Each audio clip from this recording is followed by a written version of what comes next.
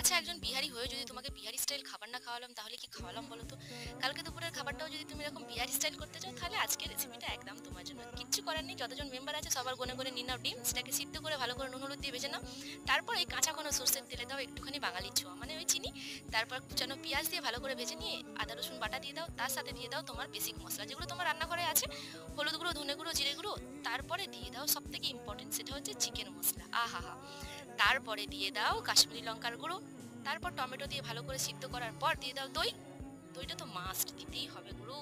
যাই হোক, তারপরে দিয়ে দাও নুন। আচ্ছা, নুন তো আগে দিয়ে দিয়েছো, আমি তো পরে দিলাম। আর দিয়ে দাও গোটা রসুন। রসুনটা একদম দিতেই হবে, এটাই তো বিহারির পেহচান। এবার গ্রেভির জন্য যতটা জল তোমার লাগবে ততটা গরম জল দিয়ে ডিমগুলো দিয়ে 10 মিনিট রেখে দাও মিডিয়াম ফ্লেমে। তারপরে খুলে ধনেপাতা দিয়ে আর মালাই দিয়ে সার্ভ করো।